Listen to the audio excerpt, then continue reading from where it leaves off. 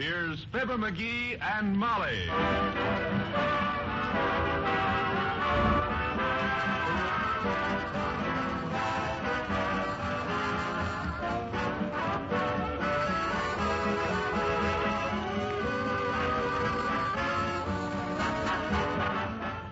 For the American Armed Forces and their allies, Special Service presents the Fibber McGee and Molly Show with Billy Mills and his orchestra, the King's Men, Ransom Sherman, and Arthur Q. Bryan.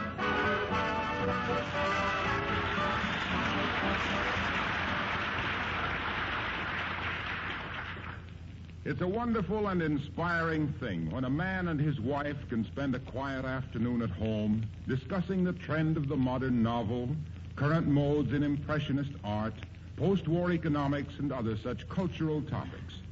It's also fun just to sit and play gin rummy, like Fibber McGee and Molly.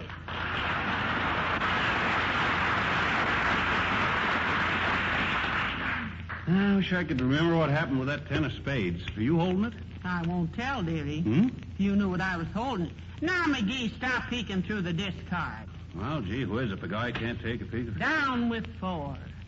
Down with 4? Wow. Oh, you sure caught me with my fallen arches that time.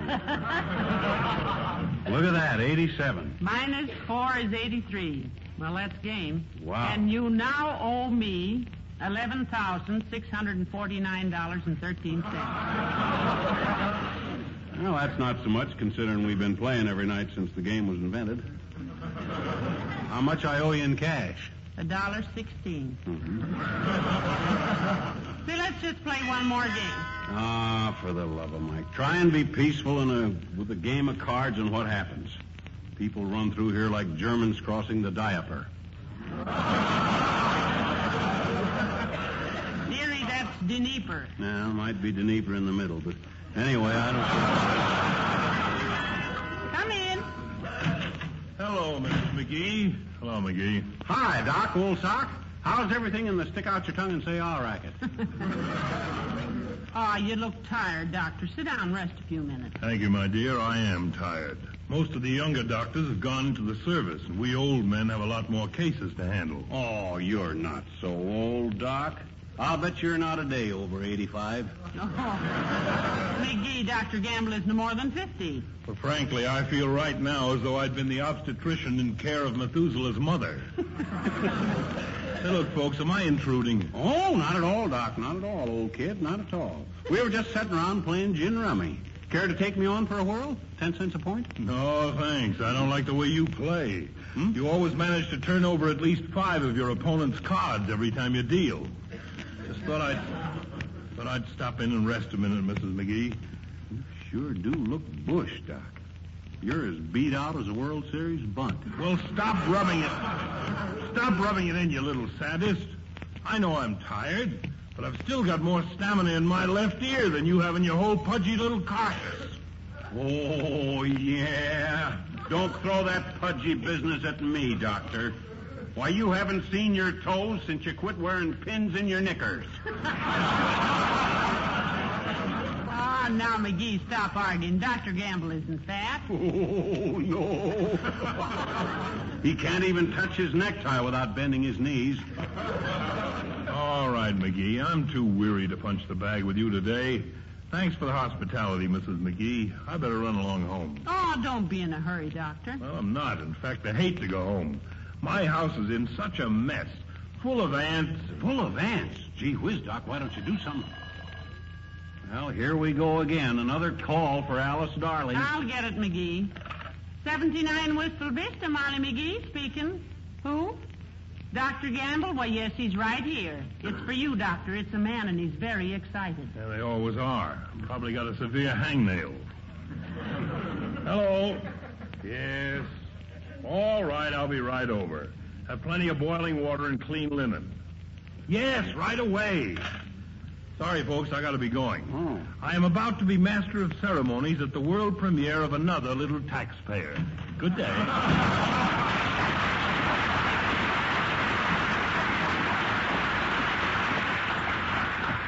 Ah, good old Doc. Just a middleman between the bird with the big bill and the guy with the big sickle. You know that poor man is almost worn out, McGee? I'll see. Did you see his eyes? I'll see. He's got pouches under him that a kangaroo would be proud of. You know what, McGee? I was just thinking it might be neighborly of us if we... Well, heavenly days, he's been nice to us, and if the poor, tired man needs his dishes washed and his kitchen cleaned up, I don't see why we can't... Oh, no, you don't. Oh, no, you don't. Let him exterminate his own ants. He's a doctor, and if he don't know how to be sanitary... But, McGee, we owe it to him. Why do we? Well, think of the things he's done for you. Yeah, at $5 a thing.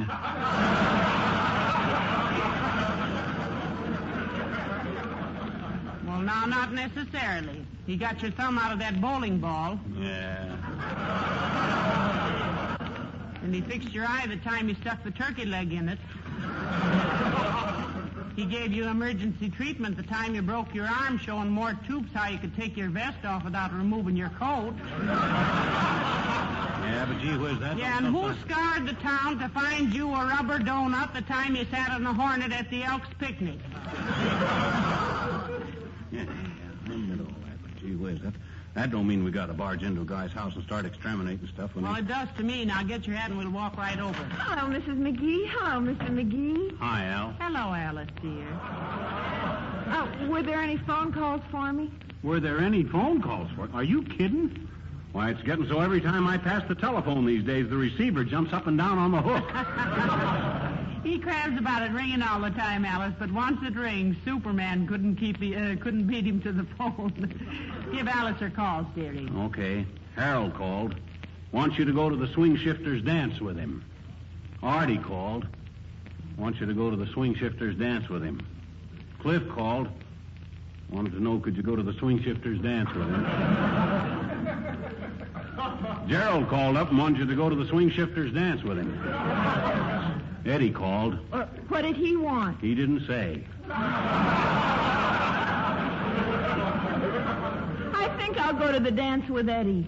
Gee, ain't that just like a woman? 5 guys call and ask you, do you want to go to the dance, so you got to go with the guy that don't ask you. Oh, but Mr. McGee, I like Eddie because he's so masterful. The way I first met Eddie was at a dance, and I was dancing with a boy, and Eddie came up with a great big knife in his hand and said, "May I cut in?" Oh, Eddie's really rugged. Are you going to work now, Alice? It's a little early, isn't it? Yes, but I'm going to stop at the hospital and see Jerome. He's one of my boyfriends that he had an accident on account of being too patriotic. Too patriotic? Yes. Jerome was riding in a convertible with a top down, and just as he drove under a viaduct, the car radio started playing the national anthem, and Jerome stood up. Oh, dear. Did it knock him out? Yes, but he climbed back in again.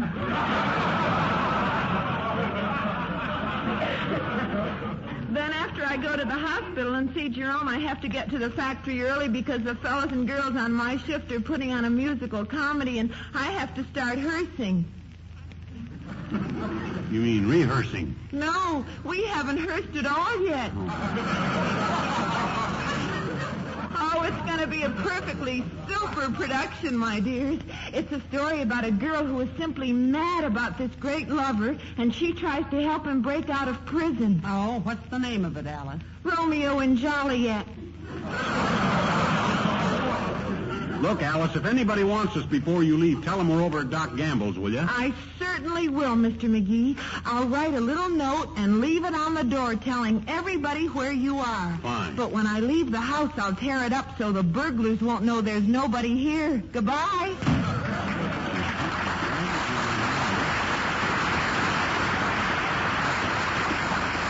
She'll write a note and leave it on the door, but when she leaves, she'll tear it up. I don't get it. Come on, Molly, let's go. We gotta go.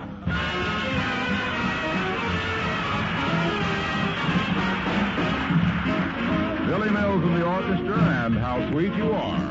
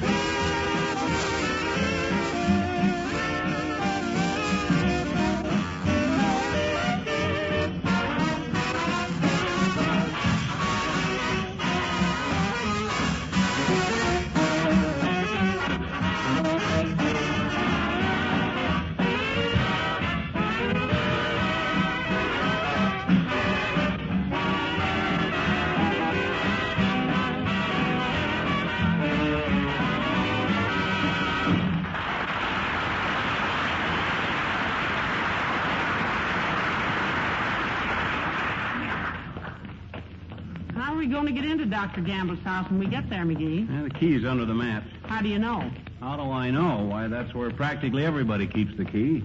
Well, don't you think Dr. Gamble is too intelligent to use such an obvious hiding place? That's just the point. He's so intelligent, he knows nobody'd ever think he'd do it, so he does it and fools them. But he don't fool me. I'm intelligent, too. Well, here's your chance to prove it, dearie. This is Dr. Gamble's house. Okay.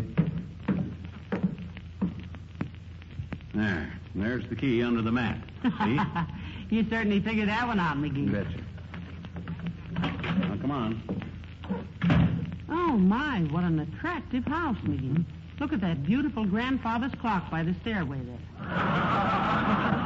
See any ants? Not yet, but the kitchen is probably where they are. Let's look out there, huh? Well, I guess Doc ain't such a bad housekeeper for a bachelor. Everything looks clean. Yeah, but you know how men are. Careless with crumbs and things. Mm-hmm. See if there's any ants on the windowsill. Okay, I'll take a gander.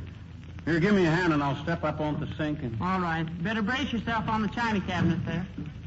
Not a sign of ants here, Molly. Maybe they... Let go of that cabinet, McGee. The shelf is loose. No, that's okay. I only...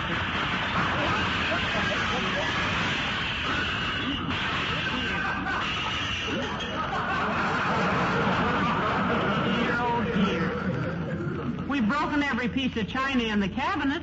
Well, that's better than busting only half of it. I see an ant. Where? Right there on... Oh, no, it's just a little crumb of toast or something. Personally, I can't see anything in this light. Open the Venetian blind, dearie. Okay. Everything's stuck. Pull it harder.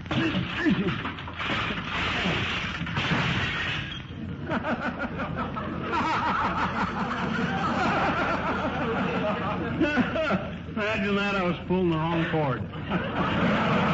Can you get it back up? Sure, nails just pulled loose is all. Hand me something to pound it back in with. That silver pitcher. No, you'll scratch it all up. So what? Silver pitcher is going to get scratched up sooner or later anyway. Thanks.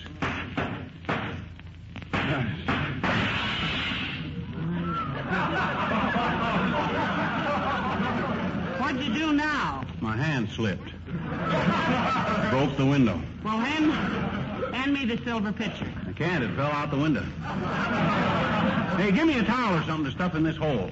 Otherwise, Doc will have ants, bees, birds, butterflies, and homing pigeons in here. There we are. Maybe this was all a mistake, McGee. Huh? Look, we've only been here 5 minutes and the place is a wreck. Well, you can't make an omelet without busting a couple of eggs, I always say. Now, the first thing we got to do... Hey, Fibber, Molly, where are you? Who's that? Sounds like Mr. Wilcox. I'm in the kitchen, Mr. Wilcox. How'd he know where we were? Well, Alice probably... Oh, hello, Mr. Wilcox. Hello, folks. Great galloping goldfish. Something explode in here? No, we're just doing this as a favor to Doc Gamble, Jr.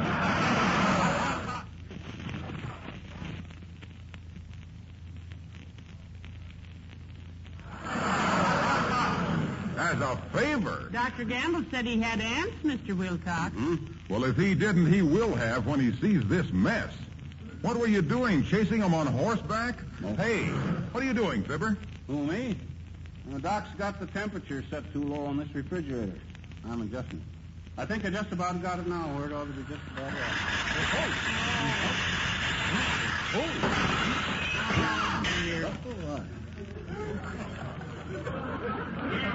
Boy, oh boy, oh boy, oh boy, oh boy, what a piece of junk that thing is.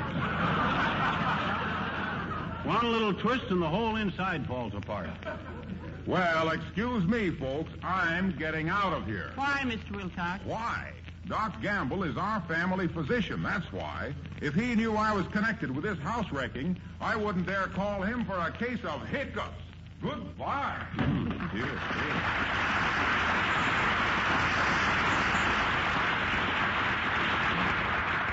Sissy, scaredy cat. Well, it does look pretty bad in here, McGee. Smashed china, hole in the window, blind torn down, and the refrigerator broken. Now, this is terrible. No, I don't know. I think Doc will appreciate knowing how he got gypped on this house. Wonder how much he paid for this joint. Well, I wouldn't know, dearie. Hey, suppose I could tell by looking through his check stubs? What?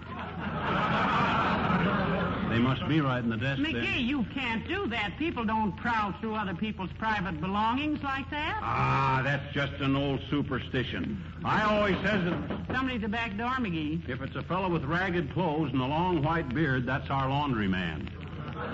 He's been missing for a long time. Come in. Hi, mister. Well, I'll be a... Hi, sis. What do you want? Nothing, I guess, mister. Uh-huh. I just thought I'd come over and see what you were doing. What you doing? What you? Well, sis, I'll Well, tell you. Dr. Gamble's having trouble with Aunt's little girl, so we thought we'd come over and see what we could do. Yeah, how did you know we were here? Well, that girl told me. You know, the one that lives at your house? Hmm? Miss O'Brother? Miss what? Miss O'Brother? Anyway, that's what my daddy calls her. Huh? Every time he looks out the window and sees her go by, he says, there she goes, oh, brother.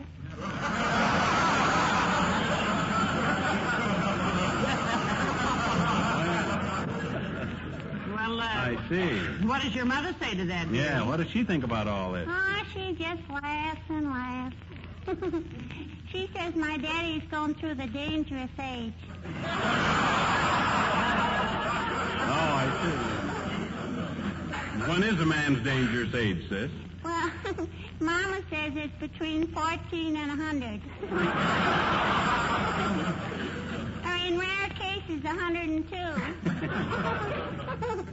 See, what you been doing in here, mister? Everything's all busted up. Oh, a couple of minor accidents, sis. Now, you run along. We're going to be busy. Okay, mister, goodbye. And so long, and don't take any wooden dolls. Oh, I wouldn't, mister. Not after what happened to Edgar Bergen. What happened to Bergen? Well, he took a wooden doll once and hasn't been able to move his lips for 20 years.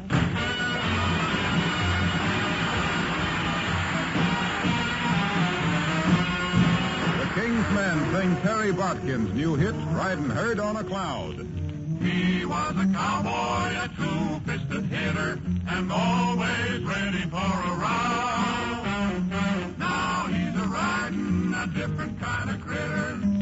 You ought to see him now.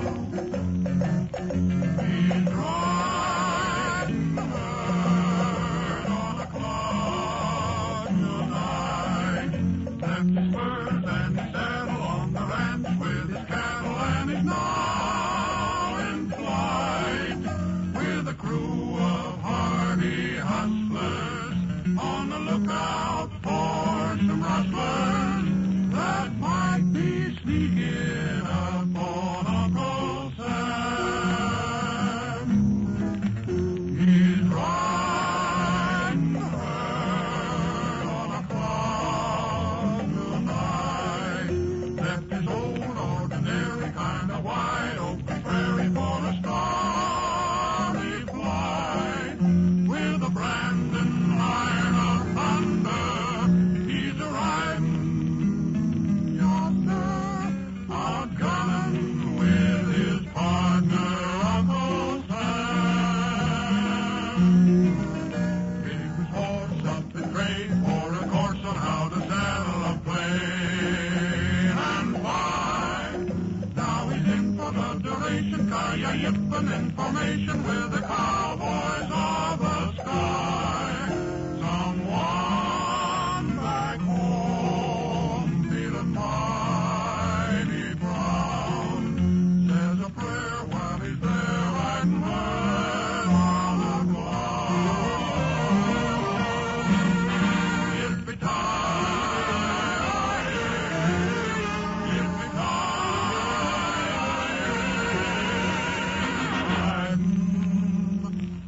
riding the herd on a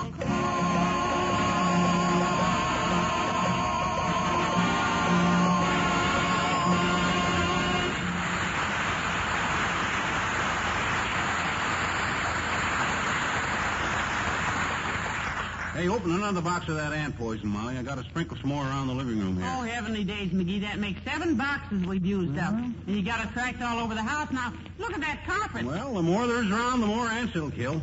Hey, help me move the piano out from the wall. Okay. 1, 2, 3, push! What was that? Music rack on the piano.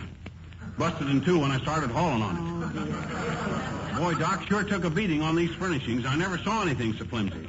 Did you see that arm come off that love seat when I picked it up? McGee, watch where you're sprinkling that powder. Remember, that's poison. Well, that's all the powder there is anyway. Won't be an ant dare stick its head in here for the next 20 years. Shall we put the furniture back where it belongs now, dearie? No, leave it out. Let Doc see how much work we've been doing for him. Hey, these are good cigars he's got here. I'll take a handful on behalf of how he'll appreciate what we're doing for him. I think I'll sit down and rest a minute, dearie. Me too. Hey, look. Well, slice me in two and call me Slim if that ain't a television set. Ever see one of these, Molly? No, and leave it alone, McGee. We've done enough damage in here. Oh, you can't hurt these things.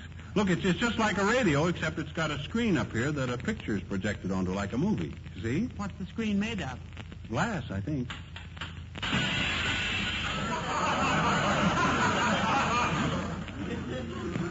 Yep, glass. McGee, did you break that? Yeah, but they're easy irreplaceable. As a matter of fact, Uh-oh, somebody at the door. Come in. Hello, Molly, darling. Hello, Fibber, lad. Alice told me you'd be over here working, and I thought maybe I could help. Oh, no, thank you, Uncle Dennis. Hey, come here a minute. We got a tag sticking to your shirt front. Oh, I have. Well, take it off, Molly, McVernon. Now, hold still. There. Let me see that. Aha, I thought so. Merry Christmas from Molly to Fibber.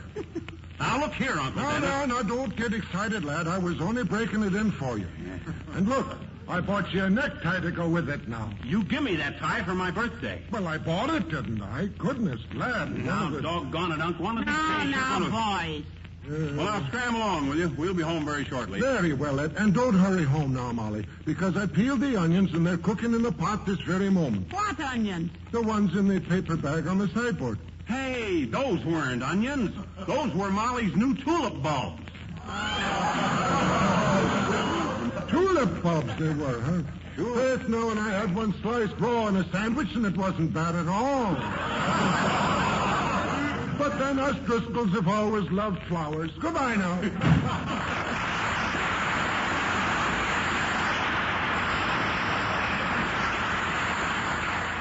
Well, McGee, it's getting late, and we've got to get this house straightened up. Just take a look at it. Sure is a mess, ain't it? Mess is right. That green ant poison tracked all over the house, furniture broken, the china smashed, the refrigerator out of kilter, and heaven knows what. Oh, well. Now, come on out in the kitchen. We'll start to straighten out. Heavenly days, now what? I tripped over the lamp cord. It's a good thing I didn't fall on that busted globe, or Doc would have had a nice lawsuit on his hands. Leaving a lamp cord like that out for people like that. The lamp cord was under the rug till you just... I'm excited. Oh. Looks like Doc's got company. Hi, ladies. You want to see Doc Gamble? Yeah, because he isn't here right now. Won't you sit down and wait? What has been going on here? Oh, look at this house, Clarissa. It's a wreck. That horrible green powder all over everything. And who are you, may I ask? Oh, we're neighbors, sis, Mr. and Mrs. McGee. You see, when Doc said he hated to come home on account of his house being overrun with ants, we thought... I beg your pardon, such insolence. Please go. At once. Oh, yeah? Well, now, wait a minute, girls. Yes, who are you, if we may ask? We are Dr. Gamble's ants.